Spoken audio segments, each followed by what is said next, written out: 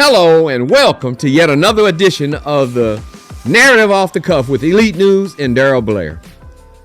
Man, it's getting more and more dicier as it relates to what I told you about.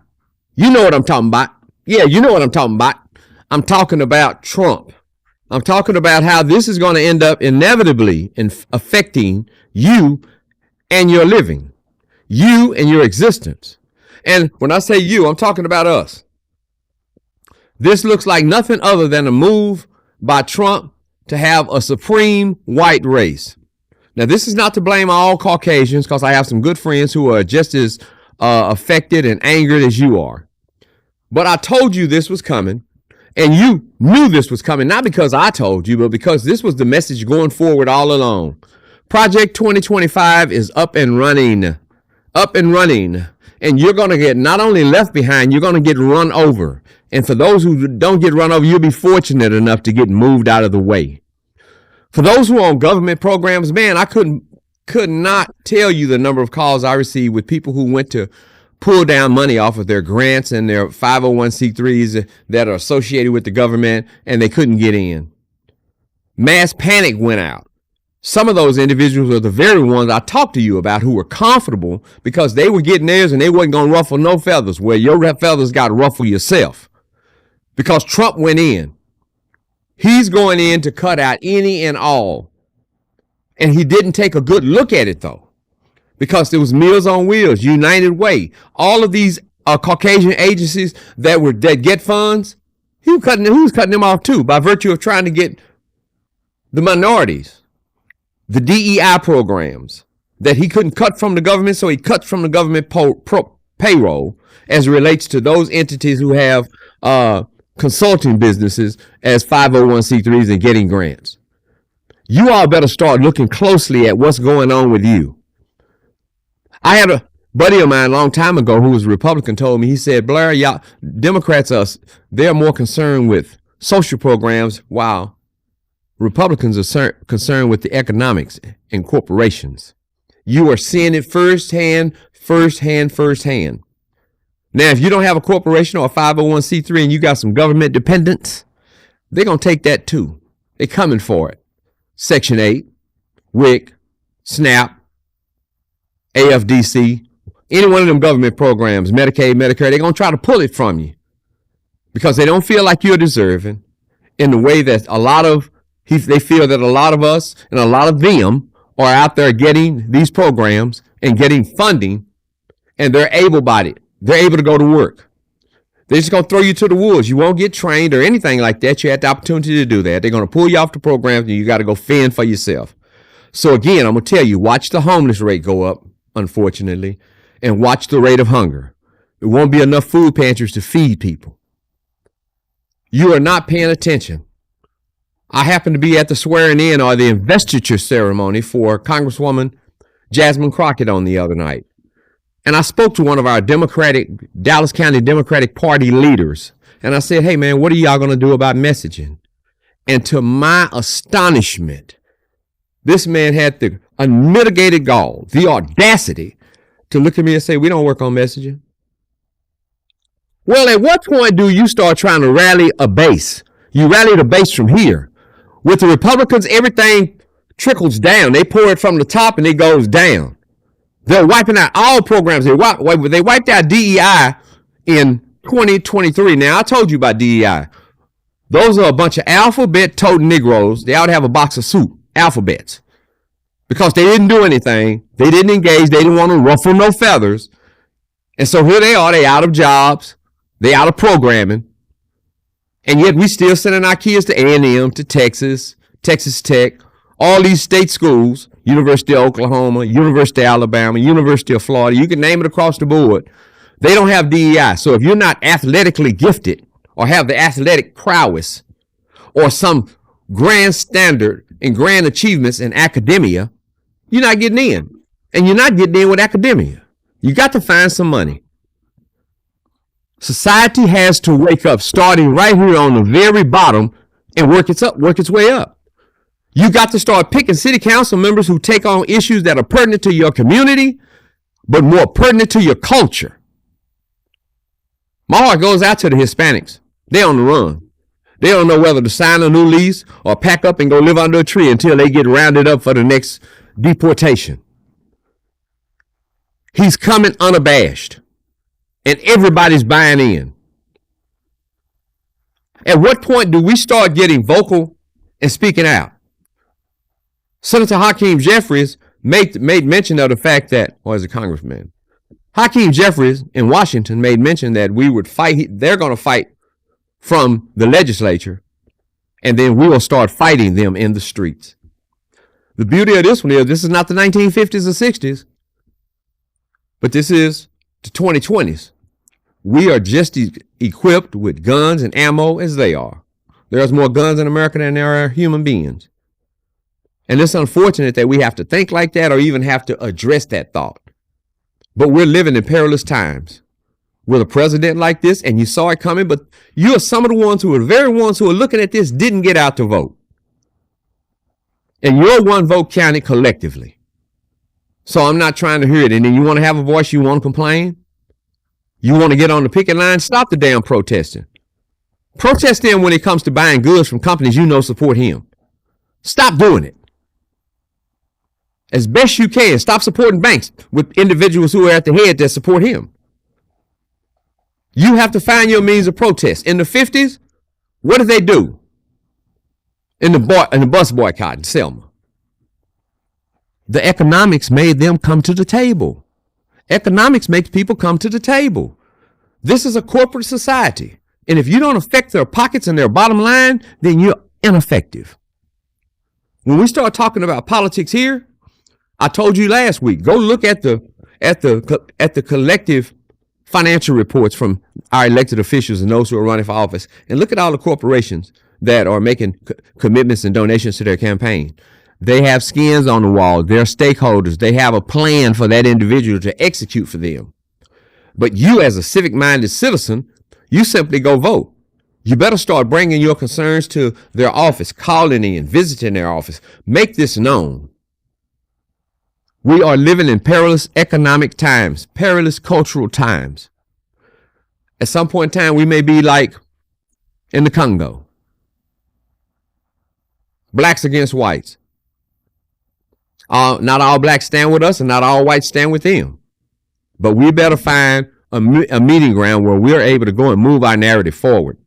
Economically, then socially. Quit taking social programs. Man, I could go on and on. I just had to come on here and let you know that we are in a position where we're going to have to fight or fall. Fight or fall. And I'm not talking about just with rhetoric. We're going to start filing lawsuits. Start attrition at the bank with economics. Stop supporting these corporations. Companies like Walmart even pull their DEI departments. And I can't say I blame them. For those blacks who were in diversity, equity, and inclusion, those very individuals didn't do anything to move the matter forward. They simply took a title, took a job, took pay, and then decided they were not going to fight and ruffle nobody's feathers. They represented a cause, but they didn't fight for a cause. There's a difference in representation and engagement in fighting. I want to move on and talk about the city of Dallas. I am so grateful that the city council had the wherewithal and the chispas to go ahead and make that decision. It should have been no doubt or no process. That job should have been given and appointed to Kim Tolbert as city manager. Congratulations to you, Kim Tolbert, as city manager.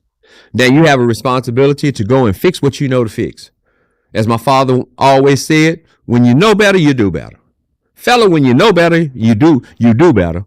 Then you reach and make it better for the greater good. There are those of us who are in key and pivotal positions that we have to use our power and our prowess. And if we don't have no prowess, we better get some to go and fight for the greater good. You have to leave something on society. And while you're comfortable where you are, you got kids and grandkids that are coming along and are going to have to eat of the decisions you make today, 20 years from now. And at this particular time, we're falling further back than we were in the 60s. Yeah. Jim Crow. Voting rights. We have to hold corporations accountable. We have to hold elected officials accountable.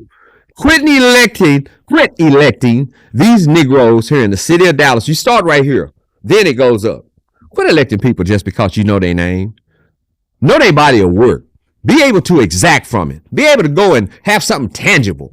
When you go down I-35, north or south, out of downtown or through Dallas, what you're looking at is the work of Congresswoman Eddie Bernice Johnson. When you look over at the University of Texas at North Texas at Dallas, you're looking at the work, the tangible work of Royce West, Senator Royce West, state senator. You look at the law school at University of North Texas downtown, you're looking at the work of State Senator Royce West. Like him or dislike him. You're looking at their work. When you see bus terminals or the little stations where they pick you up on the corner with coverings and postings there, it's because of people who worked on the dartboard, our appointees and Congresswoman Eddie Bernice Johnson. When you look at the roads mountain on Martin Luther King and 310 SM Wright Freeway, you're looking at the work of Congresswoman Jasmine Crockett. Now you start with the city council. You got to hold them accountable and make them work for it. You got to start going down to City Hall and complaining about the most minor thing. Hold them accountable. With city funds, with city services, you have to hold them accountable and make them aware that you're here being the exactor of those services. But we just can't get caught up in social. We got to get the economic part of it. I've went on long enough. Coming up February 7th, they're having the IMA banquet at the World Trade Center downtown. On Stemmons. That's the president, Dr. David Wilson.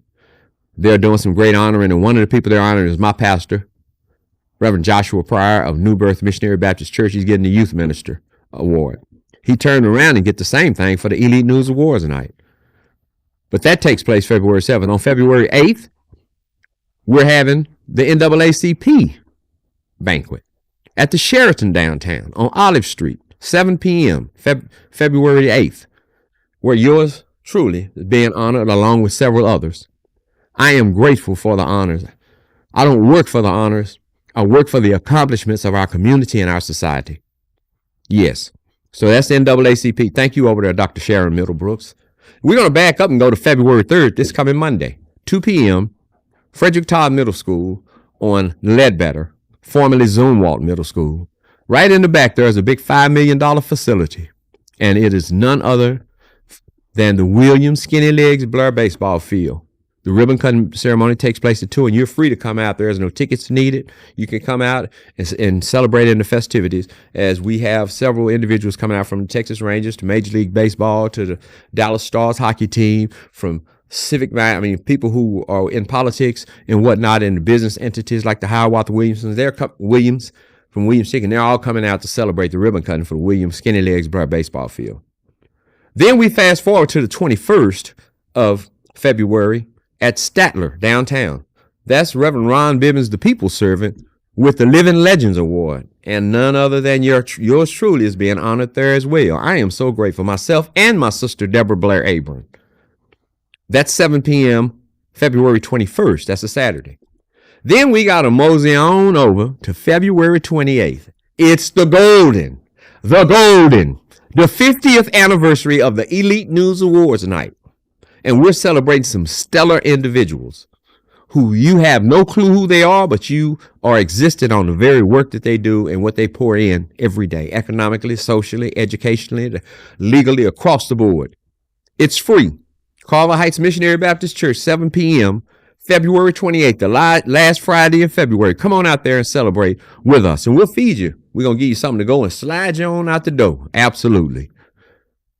And so, as we look to celebrate these wonderful days, and we look to enact our rights as human beings, not as blacks, not as Hispanics, but as human beings, I look for you to engage. And I want you to know that the Elite News is not just a paper that we print. It's a paper that we print for the people. You have a right and you have a responsibility to send your articles in. Call us in. Let us know what's going on in the community. We don't have eyes and ears everywhere, but you can make that our eyes and ears everywhere. Talk about companies who don't do right. Talk about city services that you're not getting. Talk about things that are going on in your community that needs to be out there. Make people aware. Let's do that. And then finally, I want to take this opportunity to thank some people who have been some very good sponsors and very supportive. Let me say that. So I identify them as sponsors to this point. I want to thank Russell Wilson over at the Wilson Law Firm. I want to thank Stephen Pipkins at the Pipkins Law Firm, Attorney Stephen Pipkins. I'm Attorney Layden here. I want to take the opportunity to thank Bishop Gerald Witherall over at Eternal Rest Funeral Home. I want to thank Chief Maurice Jones over at Dallas Area Protection and Patrol and Protective Services, better known as DAPS. I want to thank you guys for your services and your support. I want to thank you immensely for what you've done and what you're doing. And I'd be remiss if I didn't tell one of my dear friends, Brian Eberstein, thank you very much, and I hope you're doing well. And none other than the Farmers Law Group, Attorney Anthony Farmer. Thank you, Doc. Thank you for being a supporter and a good strategist and keeping me on point. And so with that note, on those notes, and on that note, until next time, you know what I want you to do.